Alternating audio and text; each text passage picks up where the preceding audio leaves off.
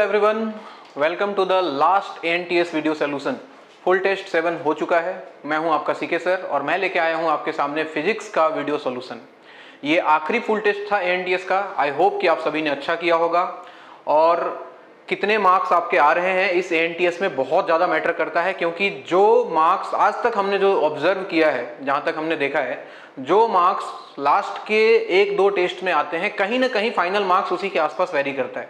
थोड़ा बहुत ज़्यादा ही आता है, जितना एएनटीएस में आएगा उससे 25, 30, 40 नंबर आपके ज़्यादा ही आएंगे, ठीक है। बट ऑन एन एवरेज लगभग उसी के आसपास रहता है।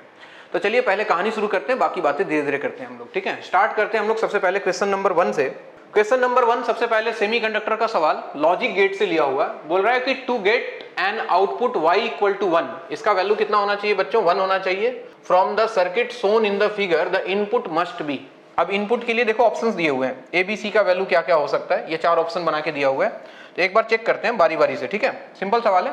पहले ऑप्शन में बोल रहा है A का वैल्यू 0, B का वैल्यू 1 और C का वैल्यू 0। ये हमने लिया सबसे पहले। ध्यान से देखो तो ये और गेट है और ये जो आपके सामने दिख रहा है ये एंड गेट है। तो 0 और 1 पे और गेट क्या देता है? 1 देता है। और यहाँ से गया 0 और 1 और 0 पे, यहाँ से 0 आ रहा है, 1 और 0 पे एंड गेट क्या देता है बच्चों? 0 देता है।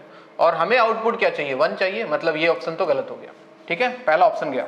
दूसरे ऑप्शन में देखो 1 0 1 बी को चेक करता हूँ। 0 0 1, यहाँ पे 0, यहाँ पे 0, यहाँ पे 1। 0 0 पे और गेट क्या देगा? 0। और 0 और 1 पे एंड गेट वापस से क्या देने वाला है? 0। तो ये भी गया, सेकंड ऑप्शन भी गया। थर्ड ऑप्शन चेक करते हैं। 1 0 1, यहाँ पे 1, यहाँ पे 0, यहाँ पे 1। तो 1 और 0 पे और गेट वापस से देगा 1 और यहाँ पे भी 1 है। तो 1 और 1 मिलके क्या हो गया बच्चों? 1 हो गया। और यही हमें चाहिए था। ऑप्शन नंबर सी बिल्कुल सही बैठ रहा है। एक बार ऑप्शन नंबर डी को भी चेक कर लेते हैं। 1 0 0, तो 1 और 0 पे ये क्या देगा बच्चों? 1 और गेट है और 0 यहाँ पे आया, तो 1 और 0 के साथ ये क्या दे देगा? 0। तो ये भी गया। Fourth option is correct, sorry false. तो आपका ऑप्शन नंबर सी सिर्फ और सिर्फ सही है। तो पहले का आंसर हो गया सी। बहुत ही सिंपल सवाल, सबने कर लिया होगा, पूरा उम्मीद है मुझे। अगले सवाल पे आते हैं। बोल रहा है द रेशियो ऑफ फ्रीक्वेंसीज, ध्यान से देखिए क्या बोल रहा है। The ratio of the frequencies of the long wavelength limits of Lyman and बामर। Lyman और बामर सबसे पहले दिमाग में बिठा लो। लॉन्ग वेवलेंथ की बात कर रहा है तो लाइमन के लिए n1 का वैल्यू हो जाएगा 1 और n2 का वैल्यू हो जाएगा 2, जस्ट बाद वाला। और बामर के लिए n1 का वैल्यू हो जाएगा 2 और n2 का वैल्यू हो जाएगा 3। बाकी हम लोग लगाते हैं फॉर्मूला, रिडबर्ग फॉर्मूला जो हमने पढ़ा था। क्या पढ़ा था? 1 by lambda equal to RZ square into 1 बाय n1 square minus 1 by n2 square. बाकी चीजें तो कांस्टेंट है। तो 1 बाय लैम्डा सबसे पहले लाइमन का अगर लिखूं तो क्या लिखूंगा? RZ स्क्वायर, इसको कोई कांस्टेंट k मान लेते हैं ना, इन पूरे को k into 1 by n1 square कितना आ जाएगा? 1 स्क्वायर माइनस n2 स्क्वायर आ जाएगा 2 स्क्वायर। एंड 1 माइनस 1 बाई 4 होता है 3 बाई 4। तो ये वैल्यू आ रहा है 3 by 4 into some constant k। और बामर की बात करें 1 बाई लेमडा बामर कितना आ जाएगा बच्चों? k times 1 by n1 square यानी कि 2 square minus 1 by n2 square यानी कि 3 स्क्वायर। देखो ये हो रहा है 1 बाई 4 माइनस 1 बाई 9, तो 9 माइनस 4 हो गया कितना? 5 डिवाइडेड बाई 9 इंटू 4 कितना हो गया? 36 into k।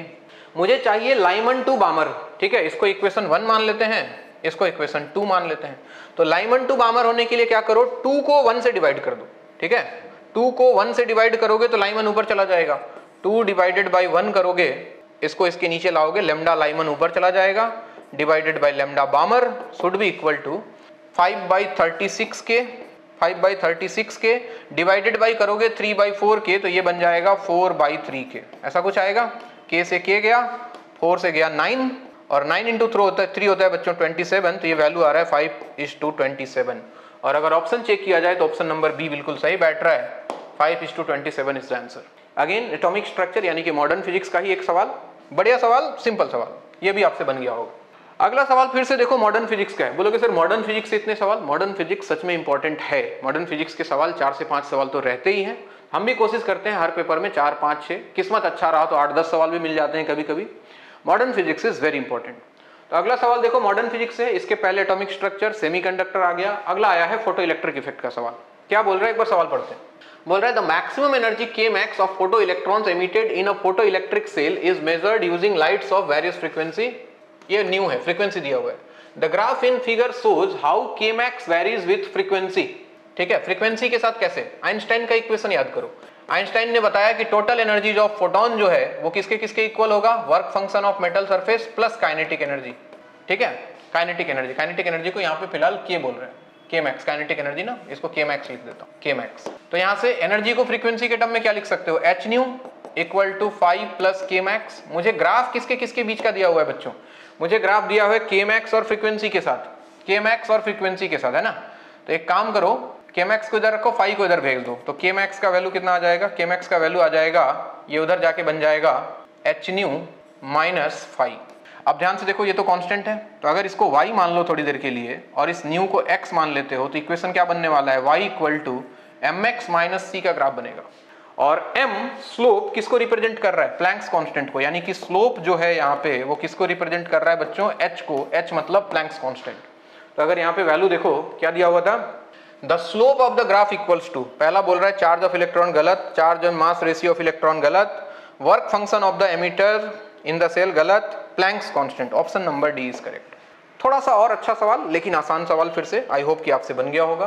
Question number 4, again atomic structure का सवाल दिख रहा है, which energy state of triply ionised beryllium triply ionised has the same electron orbital radius as that of ground state of hydrogen. Orbital radius का formula याद करो, Rn का value होता था 0.529 n²/z, एंगस्ट्रॉम में ये वैल्यू निकल के आता था।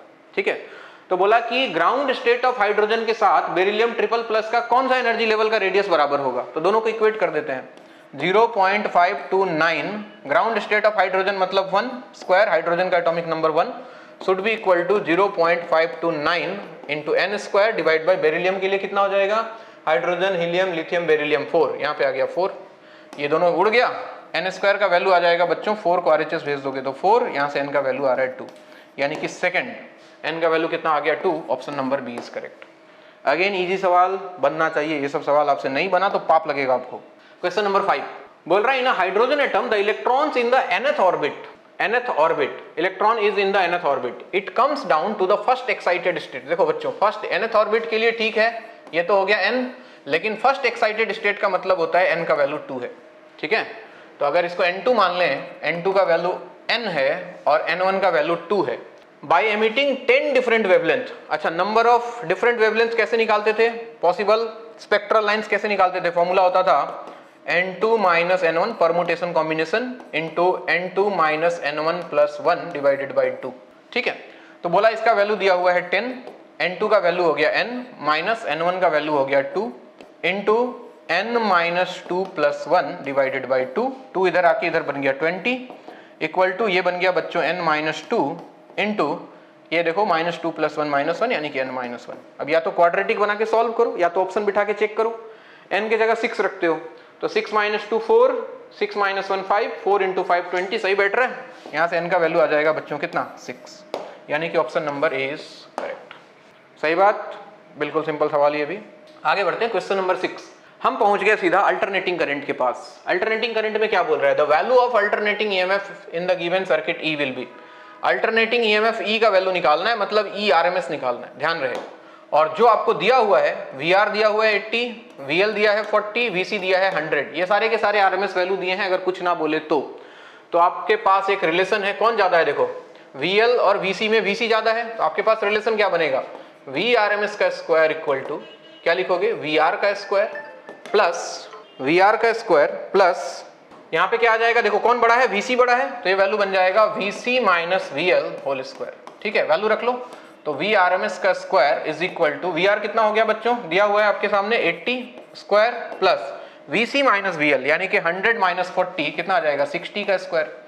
तो यहाँ से वी आर एम एस कितना आ जाना है, वी आर एम एस आ जाना है अंडर रूट में 80 स्क्वायर प्लस 60 स्क्वायर, और ये वैल्यू आप सॉल्व करके देखोगे कितना आ जाएगा, ये आएगा 6400, ये आएगा 3600, टोटल बन गया कितना 10,000, है ना। तो बाहर निकल के कितना आएगा 100 वोल्ट, ये आंसर है। तो 100 वोल्ट आप देखो ऑप्शन नंबर सी में आपको बिल्कुल दिखाई दे रहा है, दिस इज करेक्ट। सही बात। आगे बढ़ते हैं, क्वेश्चन नंबर 7। आसान आसान सवाल आ रहे हैं ना, मजा आ रहा होगा इस बार करने में। एक देखो थोड़ा सा बढ़िया सवाल आया, बोल रहा है let K1 be the maximum kinetic energy of photo electrons emitted by light of wavelength lambda 1। लगाओ जरा इक्वेशन क्या बनेगा, काइनेटिक एनर्जी होता है E माइनस 5, E का मतलब hc बाय लैम्डा माइनस 5।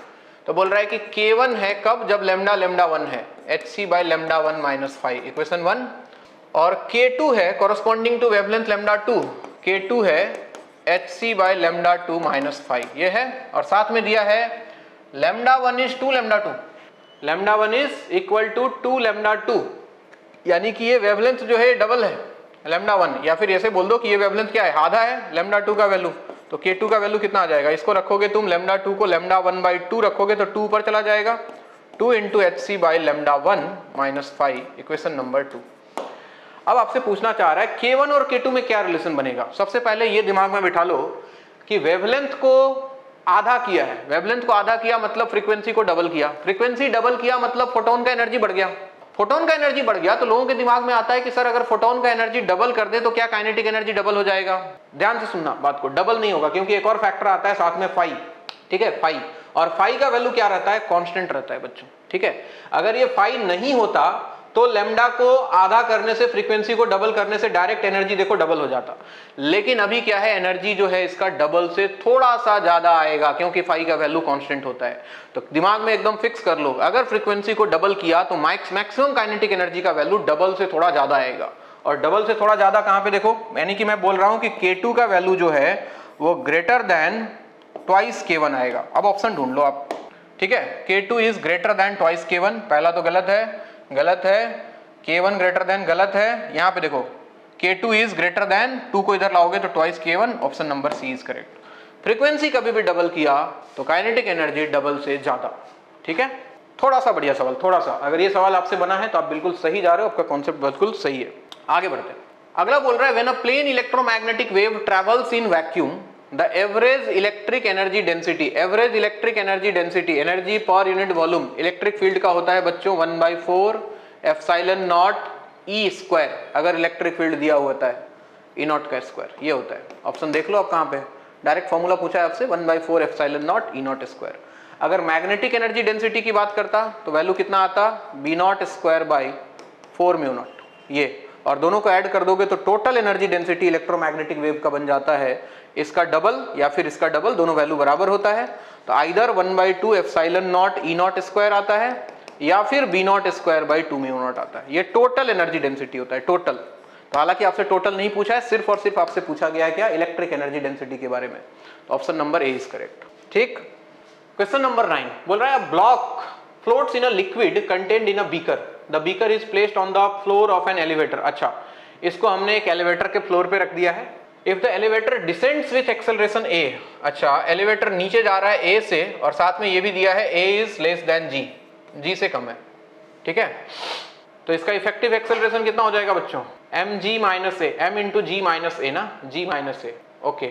आपसे पूछ क्या रहा है, the upthrust on the block due to the liquid. अब देखो क्या होगा, जितना लिक्विड का मास ये डिस्प्लेस करेगा, मास ऑफ लिक्विड की बात कर रहा है ना, ग्रेटर या कम, वेट ऑफ लिक्विड की, हाँ ठीक है, जितना वेट ये जितना मास डिस्प्लेस करेगा उसका इफेक्टिव वेट घट जाएगा। कैसे घट जाएगा, नीचे अगर मान लो m mass of liquid displaced है, मास ऑफ लिक्विड डिस्प्लेस्ड है, लेट अस अज्यूम, ठीक है, तो इसका एक्चुअल वेट क्या होता, m एक्चुअल, w एक्चुअल क्या होता, w एक्चुअल का वैल्यू आता है mg, अगर ये कांस्टेंट होता, ठीक है, अगर ये एक्सेलरेट डीएक्सेलरेट नहीं कर रहा होता तो वैल्यू कितना आता, mg आता। लेकिन अब आ कितना रहा है, नया वाला वैल्यू कितना आ रहा है, m इंटू इफेक्टिव एक्सेलरेशन कितना हो गया इसका, g माइनस ए। तो ध्यान से देखो, जितना लिक्विड इसने डिस्प्लेस किया उसके कारण जो थ्रस्ट लगेगा वो किसके इक्वल लगेगा, m इंटू जी माइनस ए के इक्वल लगेगा, mg के इक्वल नहीं लगेगा। यानी कि डिस्प्लेस्ड लिक्विड का वेट तो ये है mg, लेकिन थ्रस्ट किसके कारण लग रहा है, m इंटू जी माइनस ए के कारण, यानी कि जितना डिस्प्लेस्ड लिक्विड है उससे कम।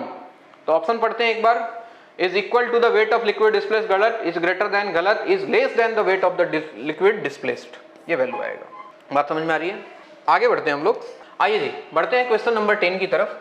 द बोल रहा है the potential difference points A and B in the given circuit, A और बी, ये रहा ए, ये रहा बी, ठीक है। पहले सर्किट में करंट निकालो बच्चों, करंट कितना आएगा, V बाई आर, ये बैटरी देखो एक दूसरे को अपोज कर रहा है, तो 10 माइनस 5 ये आ गया पोटेंशियल डिफरेंस, और रेजिस्टेंस सब सीरीज में, तो 25 और 15 हो गया 40, 40 और 5 हो गया 45, और ये दोनों ढाई मिलके 5 और यानी कि 50, यानी कि 5/50 कितना आ गया वैल्यू, 1/10 एम्पियर का। अब ए से बी चले जाओ, ए से बी, और करंट इधर जा रहा है, ध्यान रहे I। तो मैंने सबसे पहले ए का पोटेंशियल लिखा VA, करंट के अपोजिट रेजिस्टेंस मिला है तो प्लस IR, करंट का वैल्यू हो गया 1/10, रेजिस्टेंस हो गया 25, फिर आगे एक और रेजिस्टेंस मिला, again plus I R, I हो गया 1/10, रेजिस्टेंस हो गया 15, minus V B equal to 0। तो यहां से आप देखो VA माइनस VB कितना आ जाएगा बच्चों, 25/10 प्लस 15/10 कितना हो गया 40/10, 40/10 यानी कि 4 RHS जाके बन जाएगा -4 वोल्ट। ठीक है, और अगर ऑप्शन देखो 4 वोल्ट आपको दिखाई दे रहा है ऑप्शन नंबर डी में। ठीक है बात, बोलोगे सर आगे बढ़ते हैं, चलो आगे बढ़ते हैं। क्वेश्चन नंबर 11 बोल रहा है two condensers of capacity C and 2C are connected in parallel and are charge to a potential difference V। ठीक है, दो कैपेसिटर है, एक C एक 2C है ना, दोनों को एक बैटरी से चार्ज किया है, पोटेंशियल डिफरेंस दोनों के अक्रॉस V। ठीक है, तो कितना चार्ज हो जाएगा total, Q equal to C1V1 plus C2V2 से कितना आएगा वैल्यू, C1V1 यानी कि CV प्लस C2V2 यानी कि 2C इंटू V, कितना आ गया वैल्यू 3CV। आगे बढ़ो, बोल रहा है if now the battery is removed and a material of dielectric constant K is placed between the plates of condenser, battery को हटा दिया, ठीक है, और इस वाले कैपेसिटर में एक डाइलेक्ट्रिक डाल दिया, ये 2C था ये C था, यहाँ पे एक डाइलेक्ट्रिक डाल दिया, dielectric constant K, then the potential difference across condenser will be. अब इसके अक्रॉस नया पोटेंशियल डिफरेंस कितना होगा ये आपसे पूछा जा रहा है। मान लो पोटेंशियल डिफरेंस हो गया V डैश, कैसे निकालोगे भाई V डैश का वैल्यू, टोटल चार्ज ध्यान से देखो अभी भी चेंज नहीं होगा, C1V1 plus C2V2 charge flow जरूर करेगा कहीं ना कहीं से, but net charge will be same 3CV divided by नया कैपेसिटेंस देखो कितना आ जाएगा, इसका कैपेसिटेंस हो गया KC, पैरेलल में है तो प्लस इसका 2C, तो ऊपर आ गया 3CV और नीचे ध्यान से देखो तो K plus 2 into C, C से C स्वाहा हो गया, वैल्यू आ रहा है 3V divided by K plus 2। ये भी थोड़ा सा बढ़िया सवाल, 3V बाई K प्लस 2, अगर ऑप्शन में देखा जाए तो ऑप्शन नंबर ए सही बैठ रहा है, ये करेक्ट है। सही बात, सिंपल सिंपल सवाल है सर, मजा आ रहा है, पता नहीं सिर्फ मुझे लग रहा है आपको भी लग रहा है।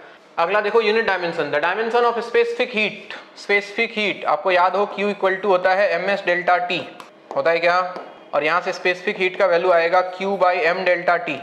Q होता है एनर्जी, एनर्जी मतलब mL2T-2, मास डेल्टा T मतलब टेम्परेचर केल्विन, मास से मास उड़ गया, तो ये आ रहा है L2T-2 K-1, कहीं दिख रहा है L2T-2 K-1, ऑप्शन नंबर सी, बिल्कुल सिंपल सवाल, ये तो आपने पक्का ही किया होगा। क्वेश्चन नंबर 13 बोल रहा है a wheel having metal spokes of 1 metre, एक व्हील है, इसके स्पोक्स हैं, इसका लेंथ दिया है 1 metre, is rotating in a magnetic field of flux density, magnetic field दिया है बच्चों 5 × 10⁻⁻5 tesla normal to the plane of wheel. अच्छा, मान लो मैग्नेटिक फील्ड बाहर की तरफ है, ऐसे मान लेते हैं ये मैग्नेटिक फील्ड है, इसमें ये व्हील घूम रहा है किसी ओमेगा से, लेट अस अज्यूम, बोल रहा है an EMF of 22/7 millivolt is developed. अच्छा याद करो किसके किसके बीच में बोल रहा है, between rim and the axle, rim and axle के बीच में जो पोटेंशियल डिफरेंस डेवलप होता है किसके इक्वल होता है,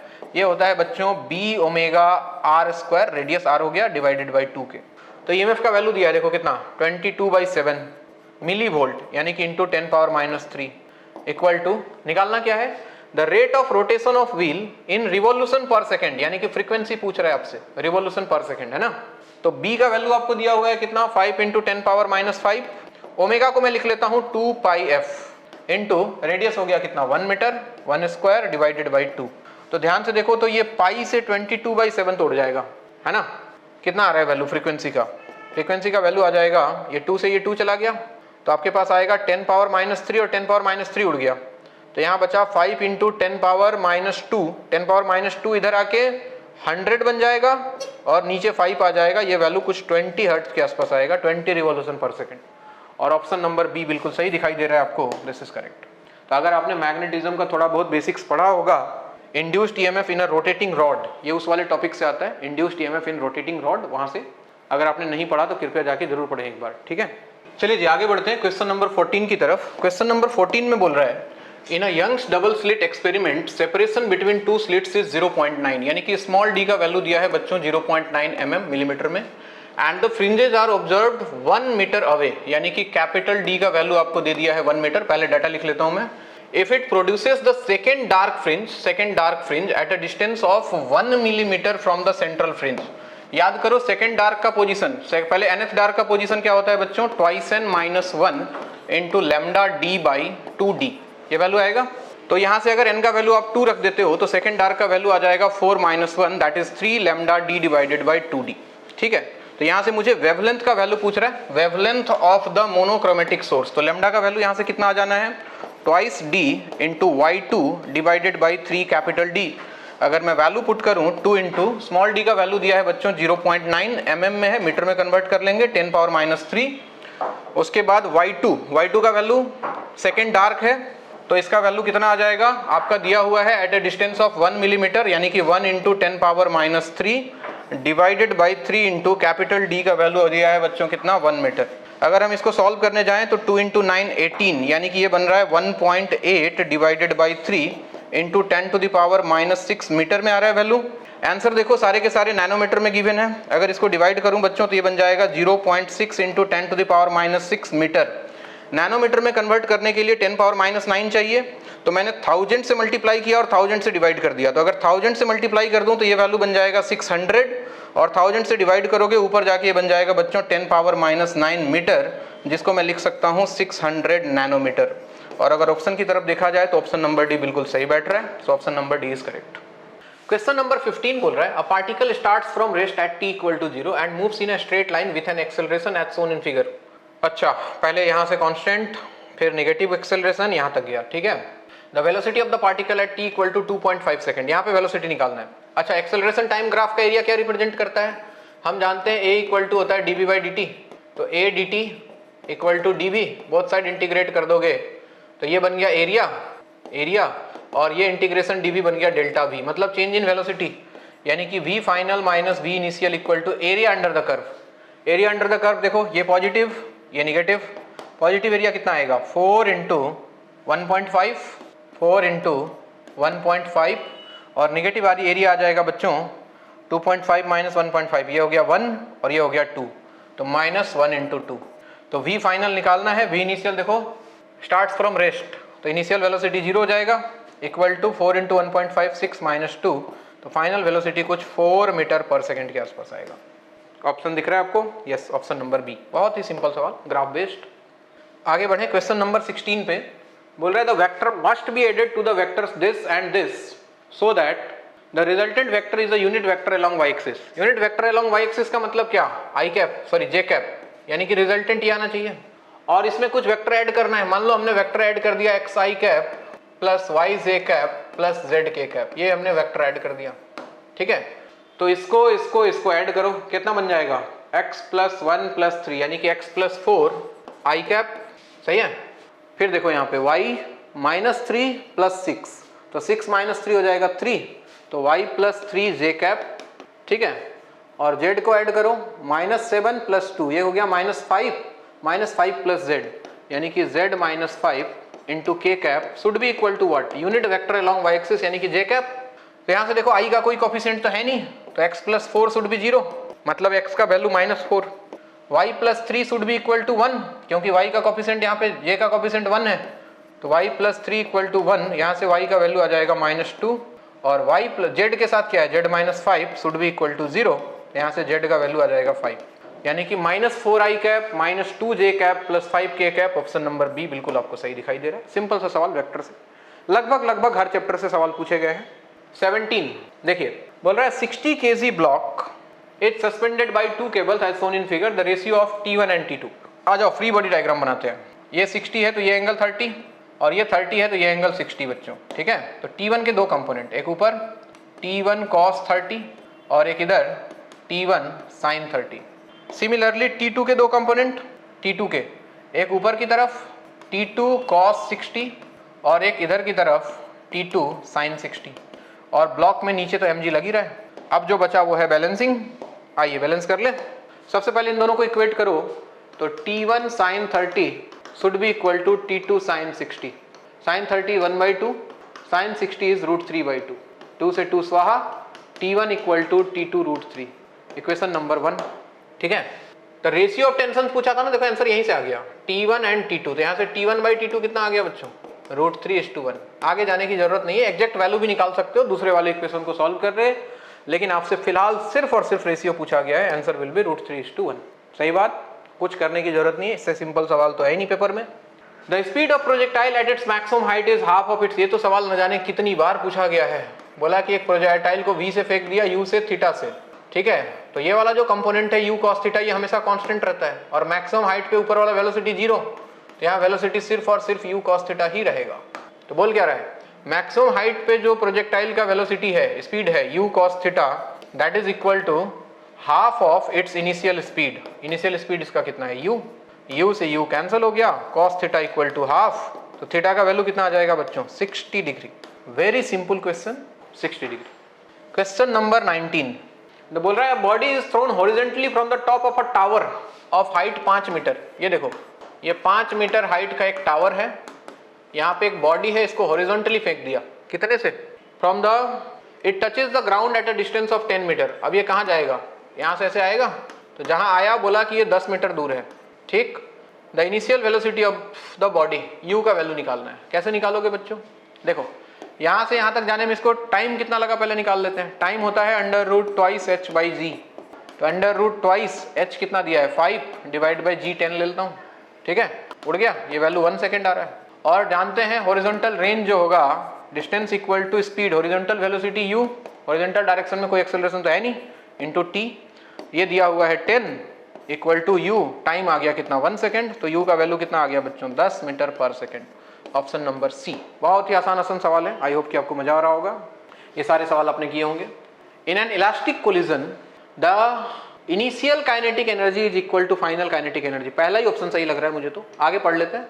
the final kinetic energy is less than initial kinetic energy, गलत। The kinetic energy remains constant. लोग इसमें आके कंफ्यूज होंगे, काइनेटिक एनर्जी कांस्टेंट रहेगा क्या। देखो काइनेटिक एनर्जी कांस्टेंट हमेशा नहीं रहता है। काइनेटिक एनर्जी इनिशियल और फाइनल सेम होता है, लेकिन बीच में काइनेटिक एनर्जी कोलिजन के दौरान जब दो पार्टिकल टकराते हैं तो थोड़ी देर के लिए काइनेटिक एनर्जी कुछ पोटेंशियल एनर्जी में कन्वर्ट होता है, तो वहां पे काइनेटिक एनर्जी हमेशा सेम नहीं रहेगा। इसलिए ये ऑप्शन को टिक मत कर देना गलती से, मैं इसको जानबूझ के गलत काट रहा हूँ। The kinetic energy first increases then decreases, ये सारे गलत है, option number A is correct. Very simple question. Question number 21 बोल रहा है in the circuit shown in the figure the potential at point A is taken to be 0। A point का पोटेंशियल 0, A कहाँ ये, इसका potential 0। The potential at point B, B का potential निकालना है, यहाँ का पोटेंशियल। पहले करंट देख लेते हैं, आ जाओ। इधर से देखो 1 एम्पियर आ रहा है, 1 एम्पियर, और इधर गया है 2 एम्पियर, मतलब इसको 1 यहाँ से मिला होगा, तो इधर से आया 1 एम्पियर, सही है। ए से चलते हैं बी के पास बच्चों, ए टू बी चले। देखिए वी ए आगे बढ़ा, माइनस से प्लस जा रहे हैं, बैटरी मिला +1, फिर देखो करंट के अपोजिट जा रहे हैं, तो प्लस आई आर, करंट कितना 1, रेजिस्टेंस 2, तो 1 × 2, फिर देखो बैटरी मिला, प्लस से माइनस जा रहे हैं, तो -2, minus V B equal to 0, +2 -2 cancel हो गया, वी ए का वैल्यू 0 दिया है, तो 0 + 1 minus V B equal to 0, यहाँ से आपको वी बी का वैल्यू मिल जाता है 1 वोल्ट। और अगर ऑप्शंस देखा जाए 1 वोल्ट आपको दिखाई दे रहा है ऑप्शन नंबर डी में। सही बात, सही बात। चलिए आगे बढ़ते हैं। Question number 22, a spring of force constant k का वैल्यू दिया है, देखो 800 newton metre per metre, has an extension of 5 centimetre, initial extension दिया है। The work done in extending it from 5 centimetre to 15 centimetre, तो वर्क डन कितना हो जाएगा बच्चों, हाफ के x2 स्क्वायर माइनस हाफ के x1 स्क्वायर, तो हाफ के दोनों से कॉमन आ गया, के दिया है 800 into x2 square minus x1 square, x2 कितना है 5 से 15 ले जा रहे हैं ना, तो 15 इंटू 10 पावर -2 का स्क्वायर करेंगे, उसको बाहर कर लेते हैं, 15 स्क्वायर माइनस 5 स्क्वायर, और बाहर आ जाएगा 10 पावर -4, मीटर में चेंज करेंगे तो सही है। 2 से गया 4, तो ये हो गया 400 इंटू 225 माइनस 25, ये हो गया 200 इंटू 10 पावर -4, ये 4 0, ये 4 0 गया, 4 और 2 आ गया कितना 8 जूल। 8 जूल कहीं आंसर दिख रहा है, yes, option number B is correct. सही बात। अगेन सिंपल सवाल 23 बोल रहा है द कंसेप्ट ऑफ, असर्शन दिया हुआ है, the concept of surface tension is held only for liquids. सही बात है, सही बात है बिल्कुल। Reason, surface tension does not held for gases, ये भी सही बात है, गैसेस में एप्लीकेबल नहीं है। Assertion is correct, reason is correct, तो पहला ऑप्शन भी हो सकता है, दूसरा भी सही हो सकता है। क्या ये करेक्ट एक्सप्लेनेशन है? गैसेस में नहीं होता है इसलिए लिक्विड में होता है, ऐसे सोचो, क्या गैसेस में नहीं होता है इसलिए लिक्विड में होता है ना, ये एक्सप्लेनेशन तो नहीं है। नहीं होने के पीछे रीजन क्या है, गैसेस के बीच में इंटरमॉलिक्यूलर फोर्सेस बहुत कम होते हैं ना, जिसके कारण कोहेसिव फोर्स का वैल्यू कम होता है, उसके कंपैरिजन में लिक्विड में ये वैल्यू क्या होता है, ज्यादा होता है। तो ये बोलना गलत है कि गैस में है नहीं है इसलिए लिक्विड में है, तो हम बोलेंगे दोनों सही है लेकिन करेक्ट एक्सप्लेनेशन नहीं है। If both assertion and reason are true but reason is not correct explanation, option number B is correct. आगे बढ़े। A particle is executing simple harmonic motion along x axis with amplitude, amplitude दिया है देखो 4 centimetre and time period, time दिया हुआ है 1.2 second. The minimum time taken by the particle to move from x equal to 2 x equal to 4, 2 से 4 and back again, कितना time लगेगा? कैसे करें कैसे करें? चलो यहाँ से पहले ओमेगा निकाल लो। ओमेगा हो गया 2 पाई बाई टी, यानी कि 2 पाई बाई 1.2, सही है, 5 पाई बाई 3, ये ओमेगा आ गया। मान लो इक्वेशन एक SHM का मान लेते हैं, x equal to a sine omega t, amplitude तो दिया हुआ है, 4 साइन ओमेगा हो गया 5 पाई बाई 3 इंटू टी, ये लेते हैं। कहाँ से कहाँ बोल रहा है? 2 से 4 ना। देखो इसको आप फेज से भी कर सकते हो, फेजर से करोगे शायद ज़्यादा आसान होगा। मैं आपको ऐसे नॉर्मल मेथड से बताता हूँ। जब x का वैल्यू 2 रखोगे तो 2 equal to 4 sine 5 pi by 3 into t, इसको t1 बोल देता हूँ, टाइम जो लगा, तो 2/4 हो गया 1/2 equal to sine 5 pi by 3 into t one, sine theta equal to half, तो थीटा इक्वल टू कितना? पाई बाई 6, तो 5 पाई बाई 3 टी1 का वैल्यू आ जाएगा पाई बाई 6, पाई से गया पाई, 3 से गया 2, यहाँ से t1 का वैल्यू आ रहा है बच्चों 5 उधर जाएगा 1/10, यानी कि 0.1 सेकेंड। ठीक है, पहला कहानी। और जब x के जगह पे आप 4 रखोगे तो 4 equal to 4 sine 5 pi by 3 into t two बोल देता हूँ, 4 उड़ा, साइन थीटा 1 तो थीटा पाई बाई 2, तो 5 pi by 3 into t two equal to pi by 2, pi से गया पाई, यहाँ से t2 का वैल्यू देखो बच्चों आ रहा है 3 ऊपर जाएगा 3/10, यानी कि 0.3 सेकेंड। तो 2 मीटर जाने में 0.1, 4 जाने में 0.3, तो दोनों के बीच में कितना टाइम लगा? डेल्टा टी का वैल्यू 0.3 माइनस 0.1, यानी कि 0.2 सेकेंड्स। लेकिन उसने बोला बैक अगेन, यानी कि 2 से 4 जाना है, फिर 4 से 2 भी आना है, उसमें कितना टाइम लगेगा? 2 से 4, 4 से 2, तो इसको डबल कर दो, तो टाइम जो लग जाएगा 2 इंटू 0.2, 0.4 सेकेंड। ऑप्शन अगर चेक करें तो ऑप्शन नंबर बी सही बैठ रहा है। सही बात। ये सवाल अगर आपसे बन गया होगा तो बाकी तो बन ही जाएगा, छोड़ो। 25 बोल रहा है, an electric dipole is placed at the centre of a hollow conducting sphere, hollow conducting sphere, यहाँ पे एक डाइपोल रख दिया बच्चों, प्लस क्यू माइनस क्यू। क्या बोल रहा है? Which of the following is correct? Electric field is zero at every point of the sphere, पहले ऑप्शन गलत है, कैसे जीरो होगा? Electric field is non zero at some point on the sphere, ये भी गलत है। कौन से पॉइंट पे जीरो होगा? किसी पॉइंट पे स्फीयर के इलेक्ट्रिक फील्ड जीरो नहीं मिलेगा। The flux of the electric field is zero through the sphere, ये बिल्कुल सही है। क्यों भाई? क्योंकि जितना पॉजिटिव चार्ज है उतना ही निगेटिव चार्ज है, तो जितना फ्लक्स बाहर जाएगा उतना फ्लक्स बाहर आएगा, उतना लाइंस बाहर आएंगी, अंदर आएंगी, तो नेट फ्लक्स का वैल्यू हमेशा, या फिर ऐसे सोच सकते हो क्यू इनक्लोज्ड कितना है? जीरो है, और क्यू इनक्लोज्ड जीरो है तो फाई का वैल्यू होता था Q enclosed by epsilon naught, flux का वैल्यू क्या आ जाएगा बच्चों? जीरो आ जाएगा। Option number C is correct. ठीक है बात। नेक्स्ट क्वेश्चन नंबर 26 बोल रहा है, two rods of same length, same cross sectional area and same material transfer a given amount of heat in 12 second. Heat का फॉर्मूला याद है? Rate of heat dq by dt, जिसको हम लोग p भी बोलते थे। ये होता था ka delta t divided by l, ka t1 minus t2 by l। तो बोल रहा है कि 12 सेकंड में हीट ट्रांसफर कर रहा है जब दोनों को एंड टू एंड मतलब सीरीज में ज्वाइन किया। ये रॉड इसके साथ सीरीज में ज्वाइन कर दिया, तो लेंथ कितना हो जाएगा इसका? 2l, और अगर एक का एरिया a है तो दूसरे का एरिया a, दोनों सेम मटेरियल है k तो k इफेक्टिव k ही रहेगा। तो P1 का वैल्यू कितना आएगा बच्चों? k a डेल्टा t मान लो t1 minus t2 divided by length कितना हो जाएगा? 2l, equation 1। फिर बोला when they are joined end to end, but when they are joined lengthwise, lengthwise कहने का मतलब दोनों को पैरेलल में कनेक्ट कर दिया, ये और इसके साथ ये k, तो लेंथ अब l हो जाएगा, लेकिन एरिया ध्यान से देखो यहाँ से यहाँ तक कितना हो जाएगा बच्चों? ट्वाइस a हो जाएगा। अब हीट पर सेकंड कितना फ्लो करेगा?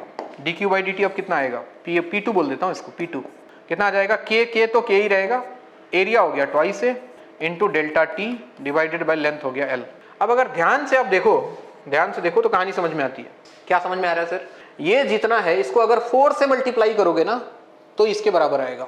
1/2 है, यहाँ 2 है, मतलब इसको 4 से मल्टीप्लाई करोगे, यानी कि P2 का जो वैल्यू है वो 4 टाइम्स P1 है, यानी कि सेकंड केस में 4 गुना ज्यादा हीट सप्लाई हो रहा है, 4 गुना ज्यादा, 4 टाइम्स ज्यादा हीट सप्लाई हो रहा है।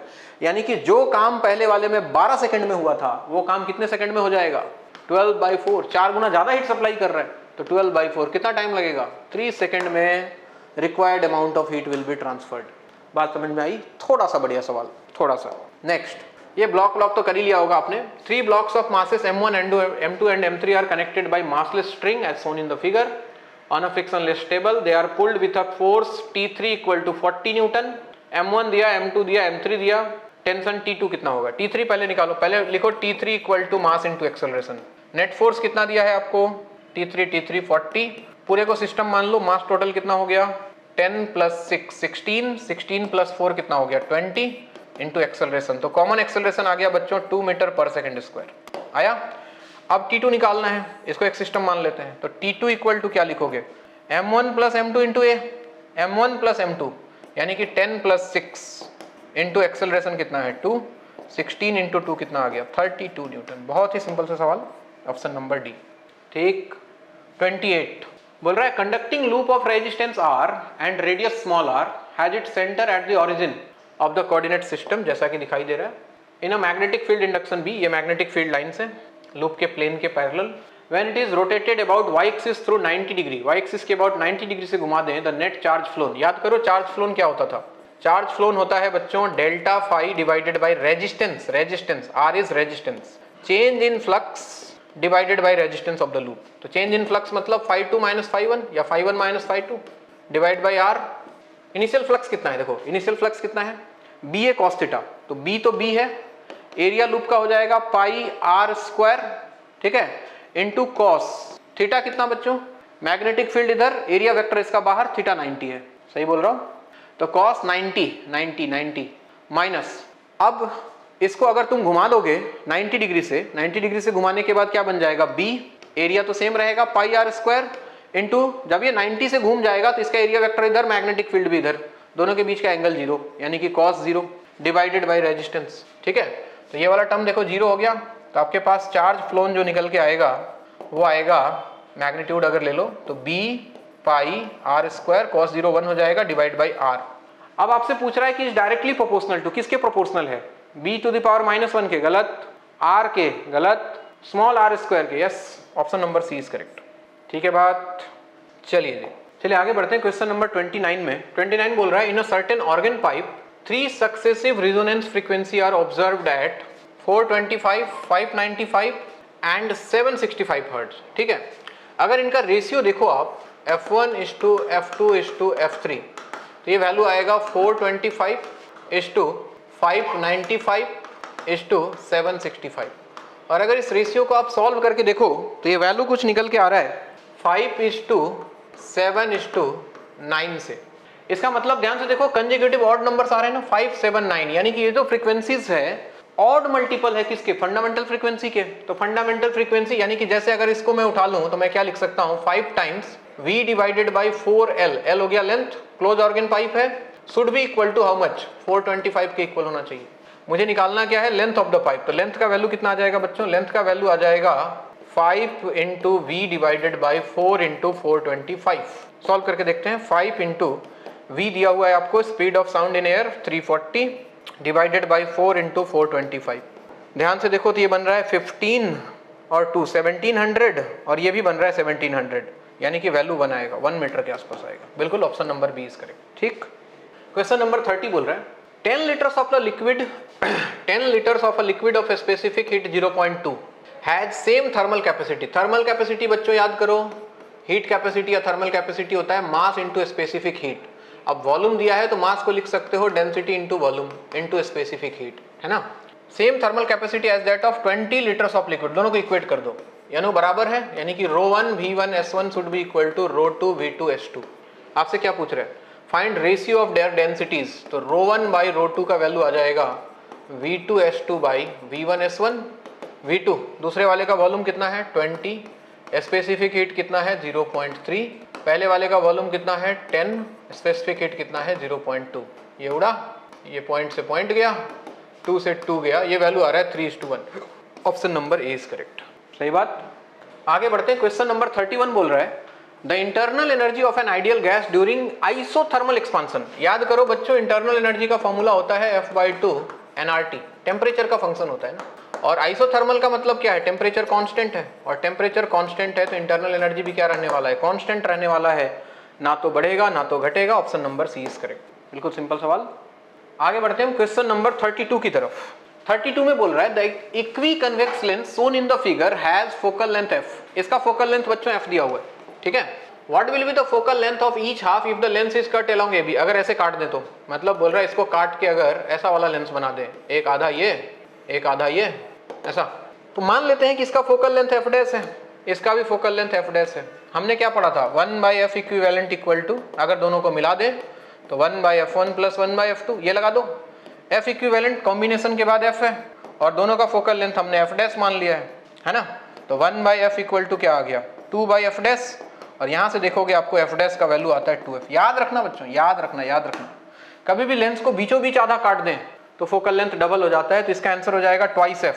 अगर इसी सवाल में बोलता लेंस को ऐसे काट दें प्रिंसिपल एक्सिस के लॉन्ग, ऐसे काट दें और ये आधा पार्ट बना दें हम ऊपर आधा नीचे, तो फोकल लेंथ पे कोई फर्क नहीं पड़ेगा, यहाँ f तो यहाँ भी f यहाँ भी f। और ये सवाल इस बार जेईई में पूछा भी है, दिस इज वेरी इंपॉर्टेंट, इसमें गलती नहीं होना चाहिए। फिलहाल आंसर 2f है। क्वेश्चन नंबर 33 बोल रहा है the mass and volume of a body are found to be a. Mass दिया है, साथ में एरर दिया है, वॉल्यूम दिया है, साथ में एरर दिया है, ठीक। Then the maximum possible percentage error in density. Density होता है बच्चों मास बाय वॉल्यूम, तो बताओ डेल्टा रो बाय रो क्या लिखोगे। Errors are always added delta m by m plus delta v by v। Mass में डेल्टा m का value कितना है देखो 0.05 डिवाइडेड बाय कितना 5 plus delta v 0.05 divided by 1, तो ये हो गया कितना 0.01 और ये हो गया 0.05। अगर परसेंटेज में चेंज करना चाहो तो 100 से मल्टीप्लाई कर देना, तो ये कितना हो जाएगा 1% प्लस 5% वैल्यू आ जाएगा 6%। तो मैक्सिमम पॉसिबल एरर जो पॉसिबल है वो कितना है 6% का है। एरर से भी एक सवाल आ गया देखो, एरर आ गया, यूनिट डायमेंशन आ गया, वेक्टर आ गया, ठीक है, एनएलएम आ चुका है और वर्क पावर एनर्जी आएगा अभी, और लगभग हर चैप्टर कवर किया गया है। देखते हैं आगे और क्या आता है। आसान पेपर है कुल मिला के, एक दो सवाल को छोड़ के। A body is moved along a straight line by a machine delivering constant power constant. The distance moved by the body in time t is proportional to p equal to क्या होता है बच्चों f into v। अब distance लेके आना है, कैसे लेके आओगे, v को क्या लिख सकते हो v equal to distance by time s by t, तो p equal to आ जाएगा f into s by t, सही है। और f को लिख लो mass into acceleration, mass into acceleration into s by t distance by time. और acceleration को आप लिख सकते हो acceleration equal to s equal to u t plus half a t square ना। मान लो इनिशियल स्पीड 0 था तो u t plus half a t square, तो यहाँ से एक्सेलरेशन का वैल्यू एस के टर्म में क्या लिख सकते हो twice S divided by T square ना। तो यहाँ से देखो p का वैल्यू आ जाएगा m इंटू ए के जगह पे आप लिख सकते हो 2s divided by T square into S by T. मुझे डिस्टेंस और टाइम चाहिए ना, पावर तो कांस्टेंट है, तो एक तरफ एस स्क्वायर और एक तरफ इधर जाके बन गया प्रोपोर्शनल टू टी क्यू, तो एस प्रोपोर्शनल आ जाएगा किसके बच्चों टी टू दी पावर 3/2 के, यानी कि टाइम टी में जो एक्स डिस्टेंस है वो किसके प्रोपोर्शनल होगा टी टू दी पावर 3/2 के। Option number C. Next question number 35 बोल रहा है if the coefficient of restitution between a ball and the floor is 0.5 what is the percentage loss of energy on each rebounding. अगर 0.5 है मतलब 1/2, तो अगर ये v से टकराया है तो किससे बाहर जाएगा 1/2 v से, यानी कि v/2 से।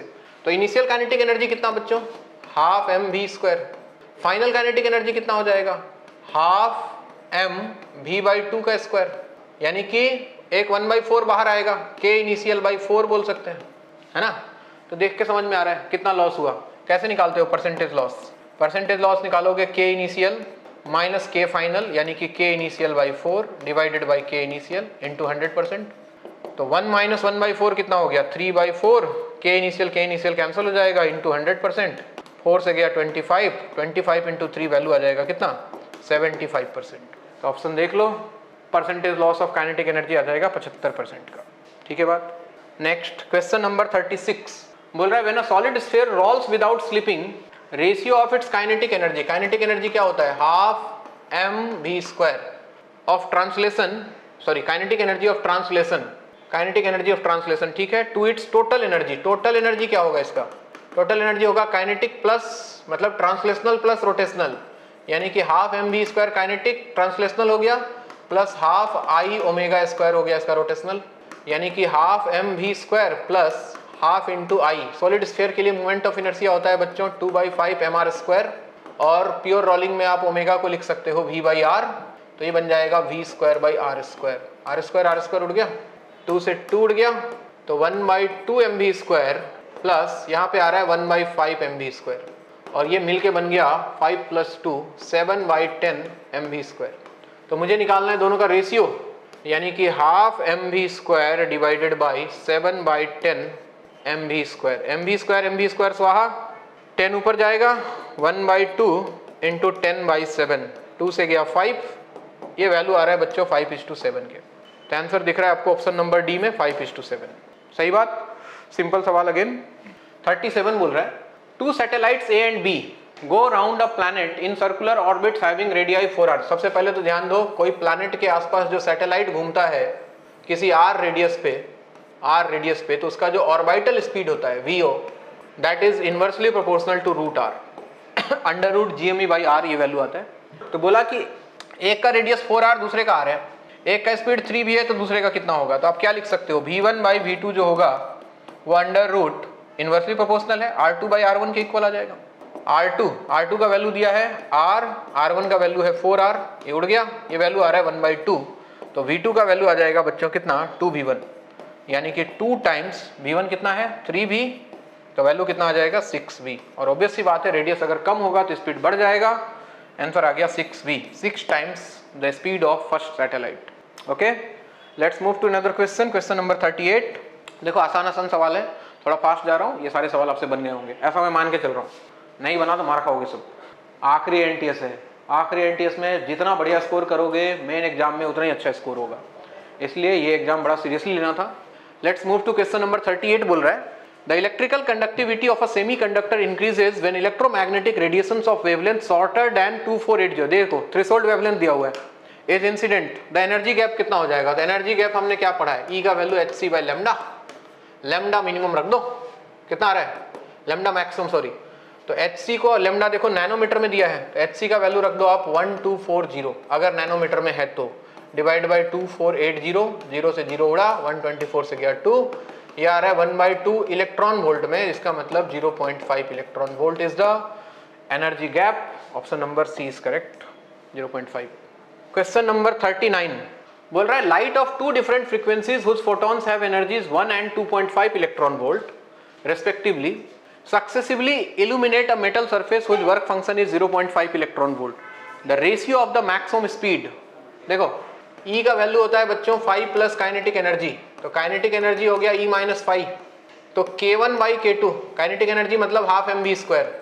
तो दो अलग अलग फ्रीक्वेंसी के लिए बात करें, डिवाइड कर दें अगर, तो आपके पास आएगा हाफ एम कैंसिल हो जाएगा, v1 square by v2 square equal to E1 minus 5 divide by E2 minus 5। ध्यान रहे 5 तो कांस्टेंट है, एनर्जी ही चेंज हो रहा है, तो आपके पास आएगा v1 square by v2 square का वैल्यू कितना आ जाएगा, E1 पहले फोटोन का एनर्जी कितना 1, वर्क फंक्शन कितना 0.5, दूसरे फोटोन का एनर्जी कितना 2.5, वर्क फंक्शन 0.5, तो v1 square by v2 square आ गया, ऊपर आ गया 0.5, नीचे आ गया 2, यानी कि 1/4 आ रहा है, तो v1:v2 निकालोगे तो 1:2 आ जाएगा, यानी कि जो इलेक्ट्रॉन्स निकलेंगे उनके स्पीड का जो रेशियो आएगा that will B 1:2 maximum speeds का। सही बात सर। देखिए क्वेश्चन नंबर 40 बोल रहा है, long wire is bent as shown in the figure, carries current I. देखो ये वायर है, इधर गया जेड एक्सिस के लॉन्ग या फिर एक्स एक्सिस के लॉन्ग जो भी है, उसके बाद ये वाई जेड प्लेन में ऐसे घुमा है, फिर ये ऐसे आ गया है वापस एक्स एक्सिस के पैरेलल।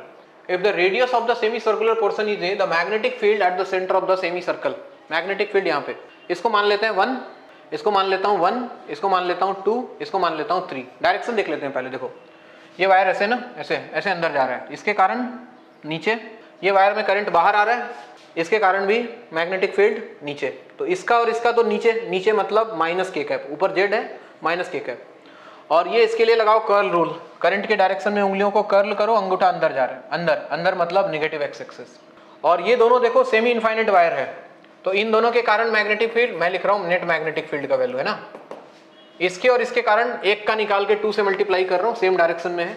सेमी इनफाइनाइट के कारण होता है μ0I/4 पाई d, और d का मतलब यहां से यहां तक डिस्टेंस कितना है, a है, तो a, और डायरेक्शन किधर जा रहा था, नीचे, मतलब माइनस के कैप, ठीक है। और इसके कारण सेमी सर्कल के कारण होता है mu naught I by 4r। Mu naught I by 4r, radius इसका a है और डायरेक्शन किधर जा रहा है, अंदर की तरफ, यानी कि नेगेटिव एक्स एक्सिस की तरफ माइनस आई है। ये वैल्यू है बच्चों। तो दोनों से कॉमन क्या आ गया, दोनों से कॉमन आ गया mu naught I divided by 4a common, अंदर बचेगा माइनस 2 बाई पाई के कैप और माइनस आई कैप। मैग्नीट्यूड अगर निकालोगे इसका तो mu naught I by 4a तो बाहर रहेगा, अंडर रूट में आ जाएगा 4 by pi square plus 1।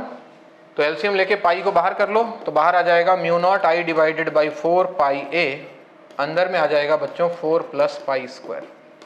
Mu naught I by 4 pi a under root में pi square plus 4, option number B is correct. सही है।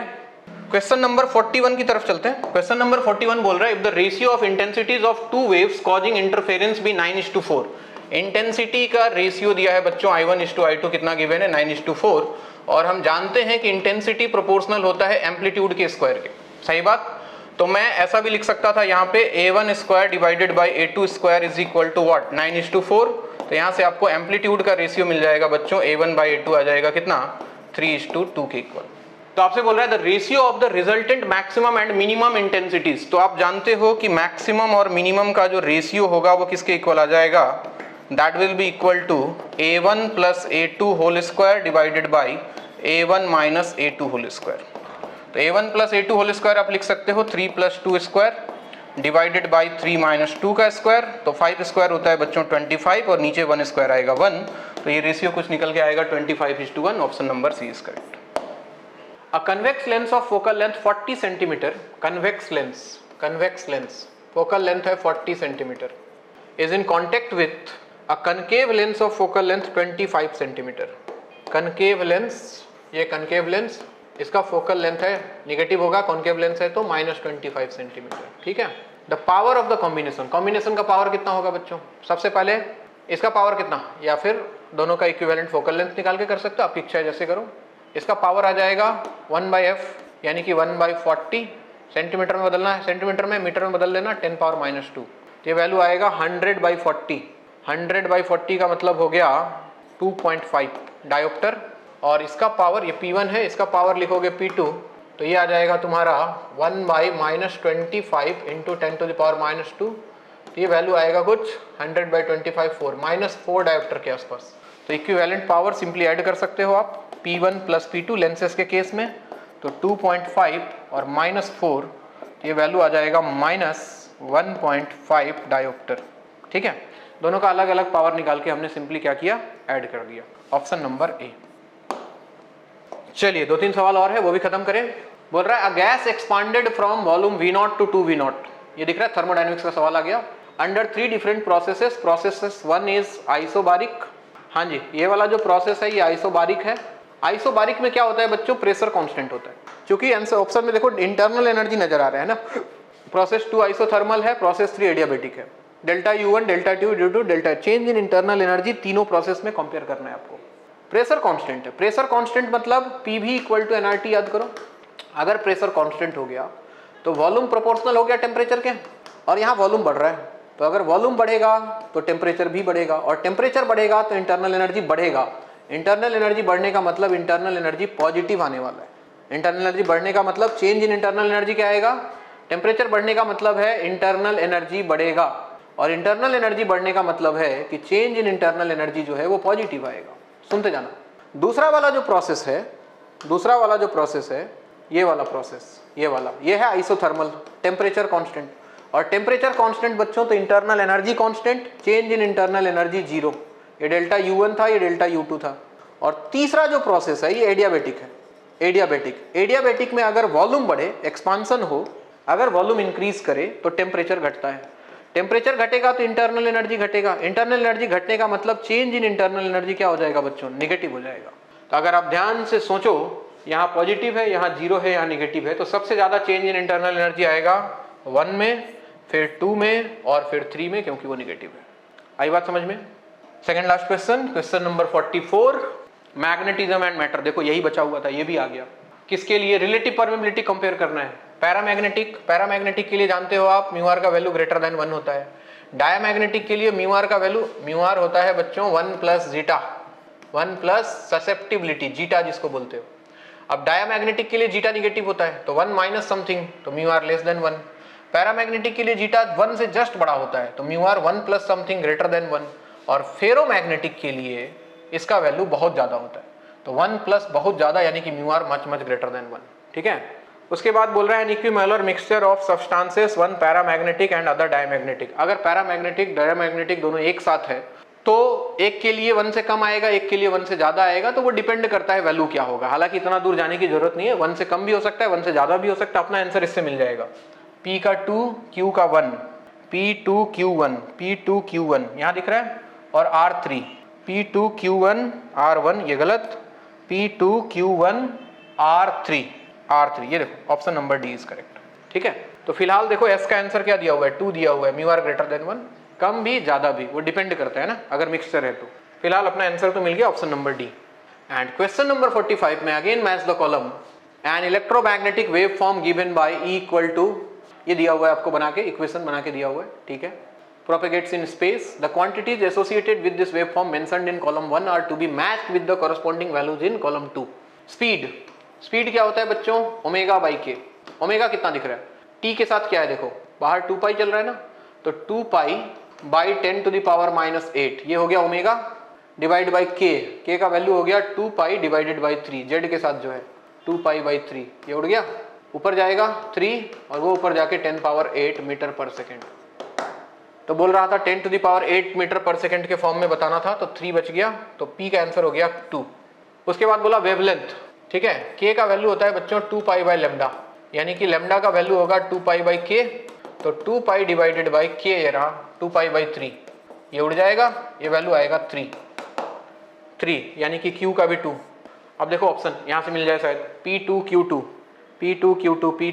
एक ही ऑप्शन दिख रहा है, P2Q2, मैं तो टिक करके निकल जा रहा हूँ। ये मैक्सिमम इलेक्ट्रिक फील्ड निकाल सकते हो, जो भी मर्जी है, मैक्सिमम मैग्नेटिक फील्ड निकाल सकते हो, आपकी इच्छा है, छोड़ो हटाओ। तो ऑप्शन नंबर 20 करेक्ट, अपने को तो आंसर से पहुंचने से मतलब है। तो ये था आज का पेपर। ठीक है, और आज का पेपर 1, 2, 3 सवाल को छोड़ के मैक्सिमम क्वेश्चंस देखे हुए जाने पहचाने थे, जानबूझ के ऐसा डाला गया है ताकि लास्ट एग्जाम में आपका नंबर थोड़ा सा अच्छा आए, आपका कॉन्फिडेंस थोड़ा सा इंक्रीज हो। उम्मीद करता हूं कि इस पेपर में सबका ऑन एन एवरेज स्कोर 160 के आसपास होना चाहिए। ठीक है, 180 बहुत सारे लोगों का आया होगा, नहीं आया तो 160, 170 अच्छा स्कोर माना जाएगा। और इसी के साथ एनटीएस का कहानी समाप्त होता है। बहुत दिनों से लंबा प्रोसेस चला, हमने बहुत सारे टेस्ट लिए, बहुत सारे सॉल्यूशन डिस्कस किए, हर एग्जाम में 45-50 क्वेश्चन हमने डिस्कस किए। तो अगर 7 टेस्ट की बात करें तो 50 × 7 350 सवाल तो यही हो गए सिर्फ फुल टेस्ट में। उसके अलावा पार्ट टेस्ट में एक चैप्टर पे 50-50 सवाल ऑलरेडी आ चुके हैं। तो कुल मिला के लगभग 1000 से 2000 सवाल हम डिस्कस कर चुके हैं सिर्फ और सिर्फ एएनटीएस के थ्रू। इतना प्रैक्टिस करने के बाद अगर आप एग्जाम देने जाते हो, देखो एग्जाम में जाके डरना मत, मन में कॉन्फिडेंस रखना कि तुम तैयारी करके आए हो, डरने की जरूरत बिल्कुल नहीं है। जैसे तुमने हर रोज यहाँ पे एग्जाम दिया है एएनटीएस का, वैसे ही एक एग्जाम तुमको और देना है, दैट इज नीट। तो दिमाग में बिठा के चलना, बिल्कुल वैसे ही जाना है जैसे आप एएनटीएस के लिए आते हो। एग्जाम का प्रेशर, एग्जाम का डर खत्म, जितना तैयारी होना था तैयारी हो चुका है। अब तैयार हो जाओ लास्ट 3 घंटे की फॉर्मेलिटी के लिए। मैं फिर से बोल रहा हूं, वो 3 घंटे की फॉर्मेलिटी है जो नीट का एग्जाम है, क्योंकि आपका एग्जाम पिछले 1 साल से चल रहा है, आप 1 साल से तैयारी कर रहे हो, तो डरने की घबराने की जरूरत नहीं है। अगर पेपर आसान आया तो सबके लिए आसान आएगा, पेपर टफ आएगा तो सबके लिए टफ आएगा। तो क्वेश्चन अगर कहीं टफ दिखे, सवाल ना बने तो डर के भाग मत जाना। अगर स्टार्टिंग से सवाल नहीं बन रहा है तो कृपया पीछे से जाके सॉल्व करें, बीच से जाके सॉल्व करो, कहीं से भी जाके सॉल्व करो, लेकिन डरने की जरूरत नहीं है। और किसी क्वेश्चन के साथ जज्बाती मत हो जाना कि नहीं ये क्वेश्चन मैं सॉल्व करके ही छोड़ूंगा, एकदम नहीं। जो आए सॉल्व करते जाओ, आगे बढ़ते जाओ, जो आए सॉल्व करते जाओ, आगे बढ़ते जाओ। दिमाग में और कुछ नहीं चलना चाहिए, सिर्फ क्वेश्चन और तुम्हारा दिमाग आपस में कनेक्टेड होना चाहिए। ध्यान रखना ये बात। अगर बीच में कोई क्वेश्चन में डाउट होता है, लग रहा है कि नहीं सॉल्व हो जाएगा, सॉल्व हो जाएगा, थोड़ा टाइम चाहिए, उसको गोल मार्क करके आगे बढ़ जाओ। बाद में टाइम मिलेगा तो वापस आएंगे, इतना टाइम नहीं है अपने पास। अपने को पूरा का पूरा पेपर 3 घंटे में अपने निगाहों के सामने से आगे लेके जाना है। और ऑब्वियसली आप सबसे पहले बायोलॉजी सॉल्व करोगे, तो बायोलॉजी सॉल्व करके जितना टाइम बचा सकते हो बचा लेना। केमिस्ट्री में जितना टाइम बचा सकते हो बचा लेना। पूरा सॉल्व करना है, यानी कि छोड़ के भागना है ना। पूरा सॉल्व करने के बाद 5 मिनट 10 मिनट जितना बचा पाओ, that will be very good. और वो सारा टाइम लाके तुमको इन्वेस्ट करना है फिजिक्स में, अगर बचा पाए तो। पहले उधर एक्यूरेसी बहुत इंपॉर्टेंट है। नंबर बायोलॉजी से ही आएगा, केमिस्ट्री से ही आएगा, उसके बाद फिजिक्स से आएगा। जिनका फिजिक्स अच्छा है उनका बहुत बढ़िया फिजिक्स से भी नंबर आएगा। तो थोड़ा सा टाइम सेव करने की कोशिश करना बायोलॉजी और केमिस्ट्री में, क्योंकि न्यूमेरिकल्स कम होते हैं, यहाँ न्यूमेरिकल्स ज़्यादा आ सकते हैं। और हर तरह के क्वेश्चन के लिए प्रिपेयर्ड रहना, match the column, assertion reason, statement वाले सवाल, हर तरह के सवालों के लिए तैयार रहें आप, ठीक है। और बाकी क्या है, मैंने आपको पढ़ाया है, आपने पढ़ा है, बाकी एग्जाम है सामने, अब 3 घंटे की फॉर्मेलिटी है, जाओ फोड़ के आओ। मेरे तरफ से ऑल द वेरी बेस्ट सबको, अच्छे से एग्जाम दो, दिल लगा के एग्जाम दो। 3 घंटे का बात है बस। एग्जाम के बाद जरूर बताना कैसा नंबर आ रहा है, क्या आ रहा है, कांटेक्ट जरूर करना, ठीक है। Thank you so much. मैं आपका सीके सर इसी के साथ एनटीएस वीडियो से विदा लेता हूँ। मिलते हैं ब्रेक के बाद।